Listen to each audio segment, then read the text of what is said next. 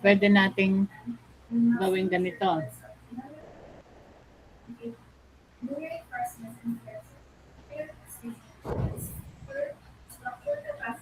I-divide ng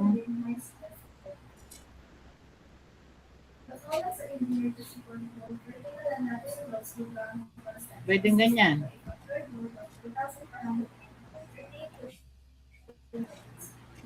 Kaya lang ito, gagamit tayo ng transfer formula for moment of inertia, which is more complicated, medyo complicated. Dahil itong dalawang ito, ang center of gravity nila ay, itong dalawa, ito, ay no problem. Naroon ang center of gravity nila, dadaanan ng neutral axis. Naroon ang center of gravity nitong dalawang shaded part na ito. But ito, at the top and bottom, although symmetrical naman nga, pero may tinatawag tayong transfer distance. Remember that? May transfer distance tayo. Yung distance from the centroid, from the neutral axis, noong center of gravity nito. Kailangan natin yung ang tawag doon ay D. Ganun din eh. Equal naman ang distance, D din yun. Gagamit ng transfer formula. Remember, the transfer formula is yung centroidal moment of inertia plus AD squared. Yan yun. Which is more complicated than simply subtracting from the gross, no? From the big rectangle, yung moment of inertia of the big rectangle minus the moment of inertia of the small rectangle dahil iisa yung position ng kanilang centroid na dinadaanan ng neutral axis. Pero din hindi. Itong dalawang ito ay simply getting 2 times BH cube over 12. Pero itong dalawang ito ay 2 times yung centroidal moment of inertia, yung B times H squared plus A, yung area ng bawat isa, plus the transfer distance squared. Yeah. Pero that is another solution. That's what I'm talking about. There is another solution in getting by using the transfer formula for moment of inertia. Kung gusto mong mas complicated ang yung solution, but you know how to do it, you can have that solution. Okay? So, yan yung sa symmetrical yung section.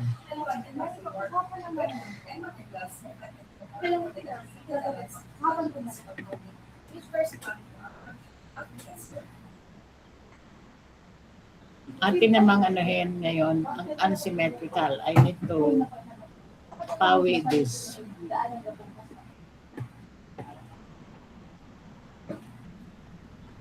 Or dito na lang para hindi pawi.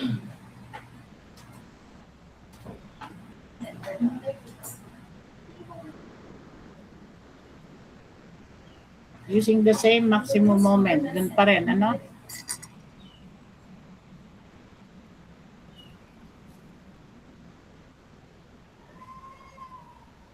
Yung pa rin yung figure, yung pa rin yung beam, at yung pa rin yung maximum moment.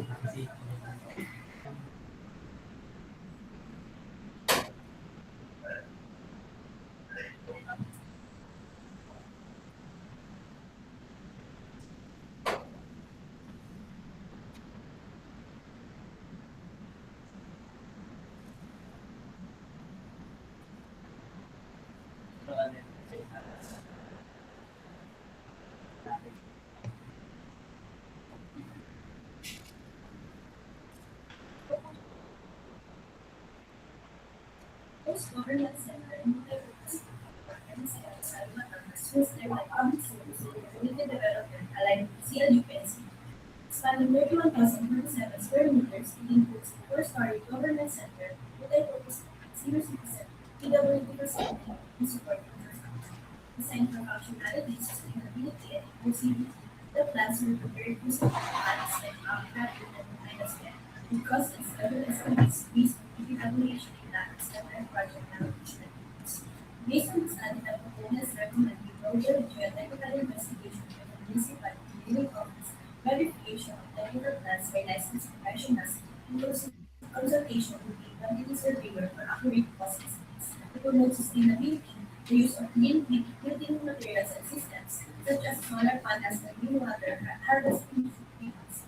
Finally, coordination with Manaba State Utilities seated engineering department is advised as if the municipality intends to adopt the system. Once again, this is the proposed site development plan and design of government center and multipurpose building in Barangay Masayar site Andes. This is the builders, Iwan and Leon Silas. Thank you for listening to our presentation.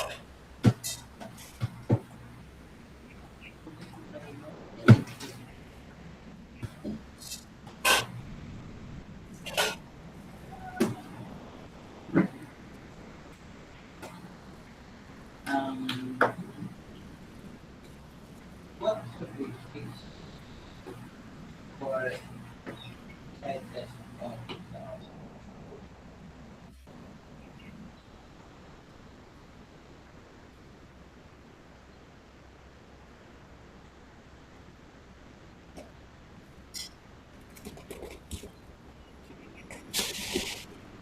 Yan ang atin namang ito ay straight ha. Akin lang hindi nagawang straight.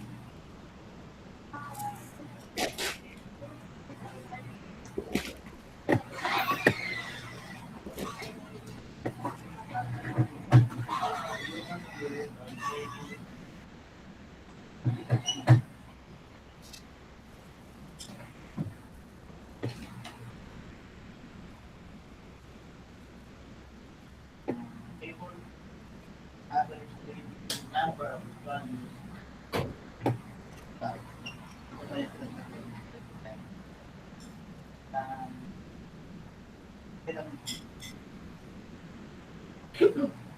yung parent number yun ang ganda ko.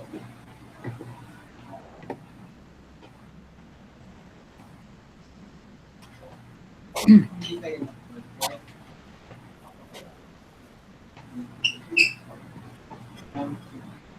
Wala lang po yun.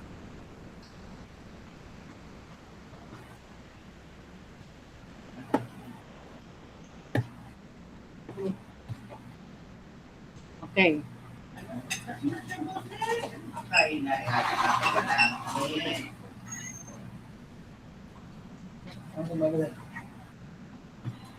Okay, ito yung ating section. It is an inverted T, no? Inverted T. So, hahanapin. This is an unsymmetrical beam using the same maximum moment, no? So, anin daw natin yung maximum tensile and compressive stresses developed in the beam. Kung papaganan yung cross, yung paganyan pa nga din yung kanyang at the point of maximum moment, so yan, hindi na ngayon nasa gitna ang kanyang neutral axis. So, paganyan ang itsura ng ating beam. Beam section, ganyan siya. Ang kanyang neutral axis is somewhere here. Mas malapit dito dahil nga unsymmetrical. But we have to look for the exact location. We have to find the exact location of the neutral axis. So, anong gagawin? Kung ito yung assumed, hello, good morning, yung this is the new location of the neutral axis, yan. Ating hahanapin, ito yung center of gravity ng or the centroid nitong yan. And based on Kailangan natin malaman yung kanya. This is area 1 and consider this as area 2.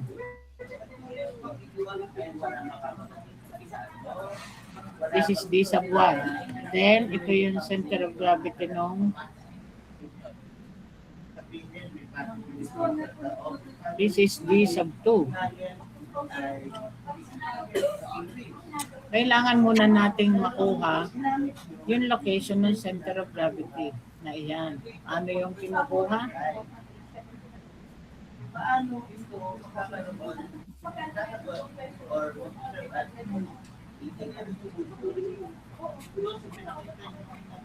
Ito ang kailangan nating masolve muna. Let us call it bar Y. Dito ang ating reference. Ano yung ating x-axis? Baba at the bottom. So, paano ginagawa natin?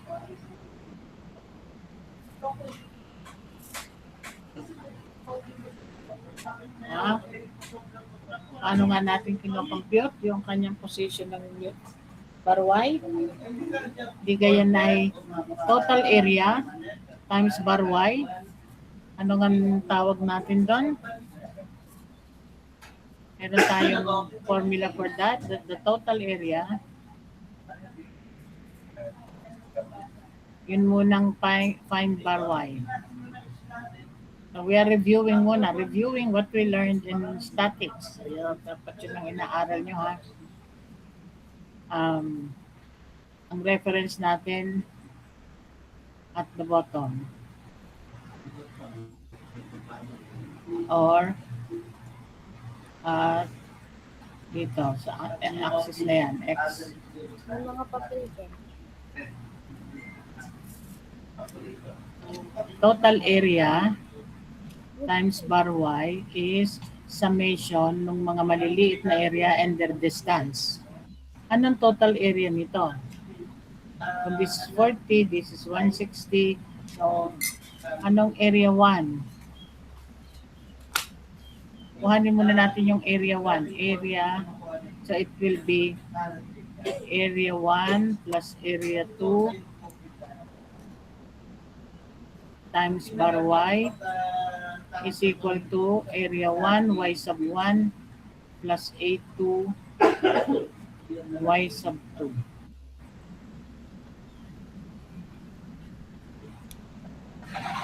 Nasa baba.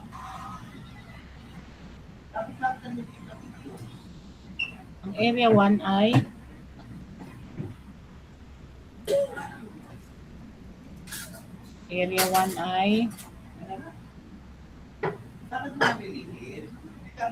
yung 140 by 40.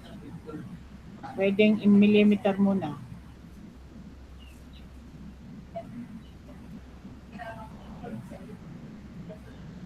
By 40. Yun yung area 1. 140 by 40. Tapos, plus yung area 2 ay 40 din. 40 by 160. Yun ang total. Pinagsama natin times yung hinahanap kasi natin yung bar Y.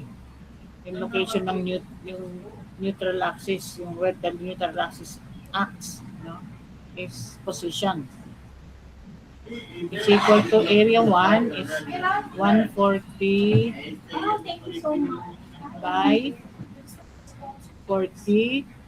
Now, yung kanyang location, yung center of gravity niya, ito, ano yun? Yun ay galing doon, ang reference natin yung bottom. Yan. Yan yung Y sub 1. Ang Y sub 1 ay bigay ang total nito ay 160 at saka 40, 200. Nasa gitna ng 40 yung center of gravity niya, yung CG ng 1, ito yung CG ng 2. So 20. So bali ay 200 minus 20. Minus 20. Can you follow? 200 minus 20. Bakit? Yung total niya, total height from here, 40 plus 160. Ngayon, ang ating minimeasure ay yung location ng center of gravity ng area 1 galing dito sa ilalim. So, it will be 40, so 20 mm yung position nun, galing sa taas. So, it will be 200 minus 20. Yun. Plus area 2, ang area 2 naman natin ay ito. Ayan, yung kulay brown ang shade. So 40 by 160. Tapos ang center of gravity niya ay galing as referred ulit. As referred from, ano kasi natin yun? Ito yun. This is y sub 2. Galing sa bottom din hanggang sa center of gravity naman nun.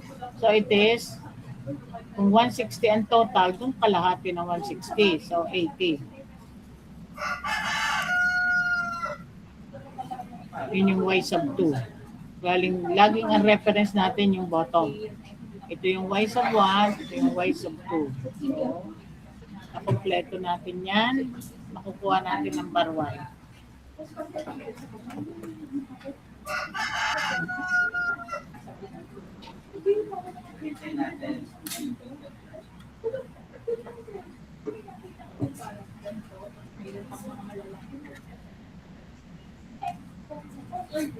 This is 1200.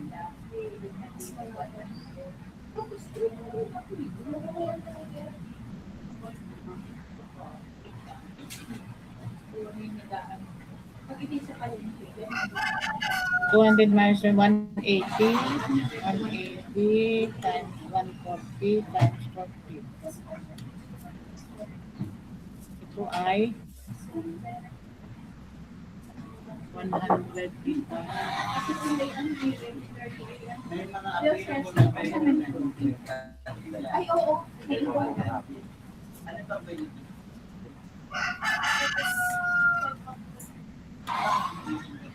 512000.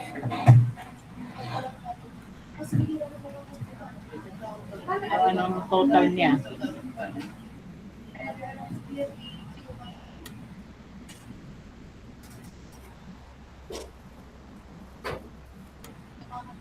This is 152 apat na 0 divided by 12.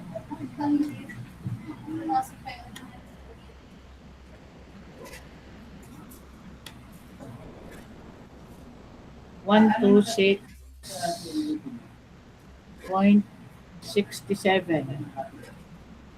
millimeter. Yun ang kanyang position ng neutral axis as taken from the bottom. Pwede ka doon po sa may student center. Ito ang bar Y.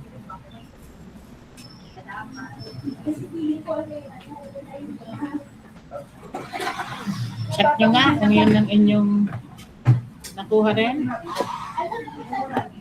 Paano rin ito? I'm asking for the copy of the movie. Kasi gusto ko lang po sa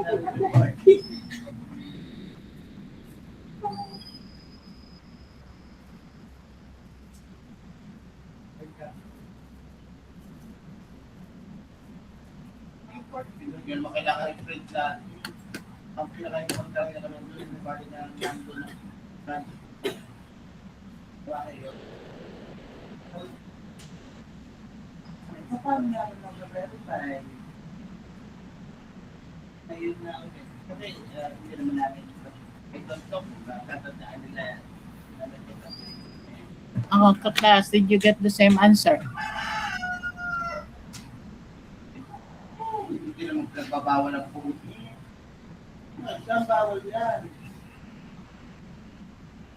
At bakit hindi nyo ilagay ang copy at part of the practical.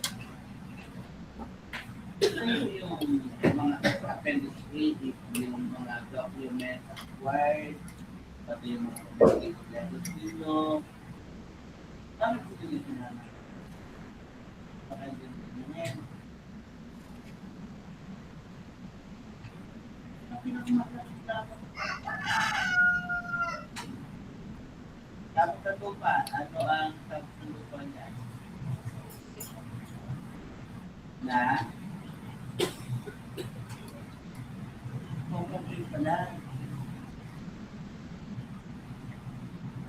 Pwede na bubuksan ng isang alternative.